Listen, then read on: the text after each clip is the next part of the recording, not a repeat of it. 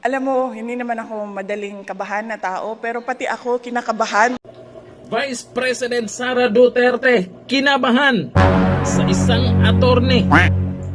Paano nga ba kabahan ang isang BP Sara? Nako, eto na lang. Panoorin na lang natin yung maiksing kwento ng isang Vice President. Nakikita mo sa mukha ni Vice President, parang hindi naman ni stress eh. Diyan sa mga bumabanat sa kanya sa confidential fund, yun ang nai-stress. Panoorin po natin. Meron akong mga classmates. Hindi ko mga classmates, mga sis ko sa sorority na nasa public attorney's office. Saka may mga kaibigan din ako na nasa public attorney's office. At kapag tinatanong ko, sabi ko, oh, kumusta na kayo? Kumusta na si Chief Acosta? Gaganon yan sila.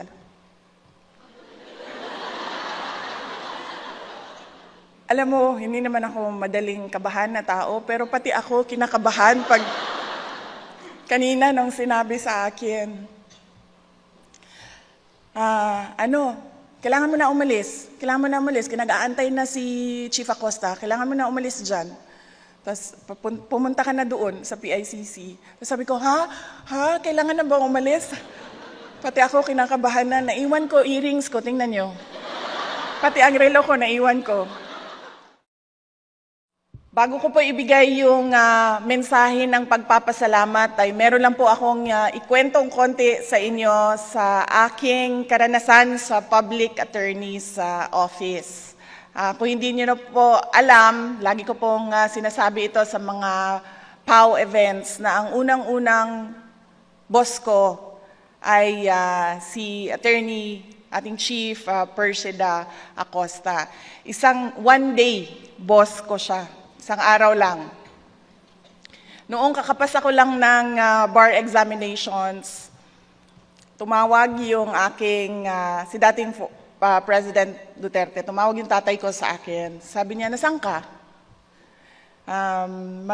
Siguro mga 1 week pa lang kakalabas nung results nung bar, hindi pa kami nakapirma, hindi pa kami naka-oath as lawyers. Tapos sabi ko, kasama ko ang boyfriend ko. Sabi niya, po! Magtrabaho ka na, sabi niya. Pumunta ka sa PAW. Mag-apply ka doon. Mag-apply ka sa PAW. So ako naman, sabi ko, sige.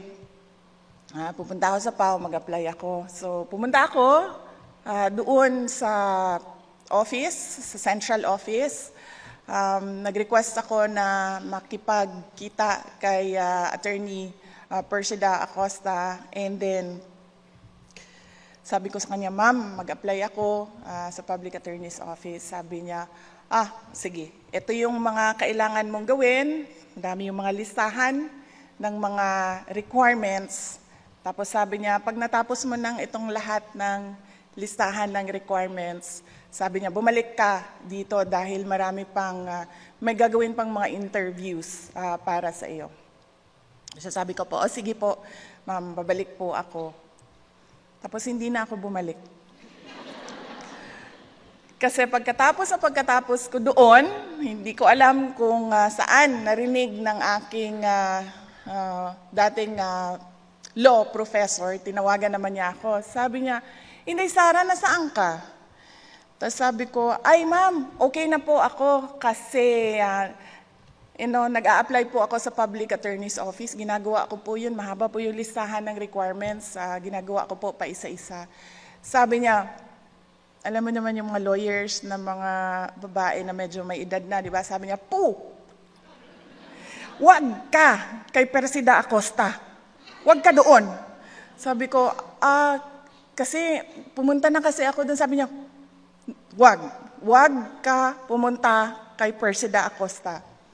Sabi niya, pumunta ka sa Supreme Court, doon ka magtrabaho. Puntahan mo si Justice Callejo. Mag-apply ka doon kay Justice Callejo. So ako naman, iniisip ko na kung anong gagawin ko. Dalawa na yung nagmumura. Sabi ko, sige, subukan ko mag-apply. sa Supreme Court. Pumunta ako doon, umupo ako, sabi ko, Justice, mag-apply po ako dito. Ganun din. Ito yung mga requirements dito sa Supreme Court, gawin mo yan, tapos balik ka dito. And I ended up working as a court attorney in the office of, may he rest in peace, former Justice Romeo Callejo, Sr. So yun yung one day na nasa PAW ako. Kanina, ay kahapon, sabi namin, kasi 2 days yung activity ninyo, sabi namin, pwedeng tawagan yung organizer ng PAW event kung anong oras pwedeng dumaan doon at makapagbigay ng mensahe. Sabi sa akin, Inday Sara, pwede kang dumaan anytime. Sabi ko, talaga, anytime pwede, wala silang, hindi, wala. Sabi niya, kasi kahit lunch nila ay working lunch, wala silang break, Inday Sara. So pwede ka dumaan doon. Tapos sabi ko, talaga, paano pag nag-CR? Sabi niya, hindi, kahit nakaupo sila sa toilet, nagtatrabaho lahat yan. Kaya huwag ka mag-alala, dumaan ka lang.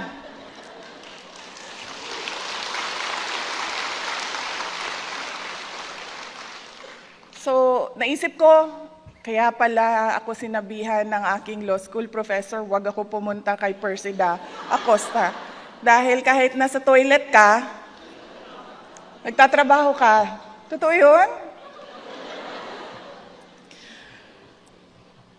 Working lunch daw, so anytime pwede. Sabi ko, tinanong ko siya kanina ulit dito. Sabi ko, ma'am, totoo ba na wala kayong break? Working lunch kayo? Sabi niya, totoo, ganyan talaga.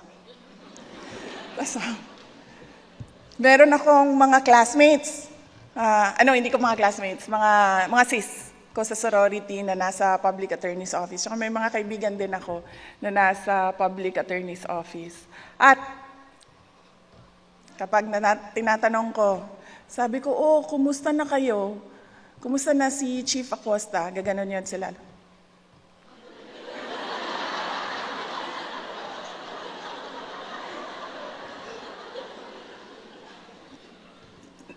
Alam mo, hindi naman ako madaling kabahan na tao, pero pati ako kinakabahan pag kanina nung sinabi sa akin, kailangan mo na umalis, kinag-aantay na si Chief Acosta, kailangan mo na umalis dyan. Tapos pumunta ka na doon sa PICC. Tapos sabi ko, kailangan na ba umalis? Pati ako kinakabahan na, naiwan ko earrings ko, tingnan nyo. Pati ang relo ko, naiwan ko. Kanina pagbaba ko sa sasakyan, gumanon ako. So sobrang pagmamadali ko dahil nag-aantay na si Chief Acosta, naiwan ko ang aking mga accessories. Ganyan ang... Napapansin po natin, pag nag-speech po si Vice President Sara Duterte, yung kwento niya, hindi nakakabagot. Talagang makikinig ka at makikinig ka talaga. Kaya, in case, o baka sakali, na tumakbo yan sa pagka-presidente, pwede na ba? Kaso nga lang, sabi ni Tatay Digong, wag na, okay na. Pero kung taong bayan yung gusto na maging presidente siya, malamang mapipilitan yan. Hanggang dito na lang. Thank you. Bye-bye.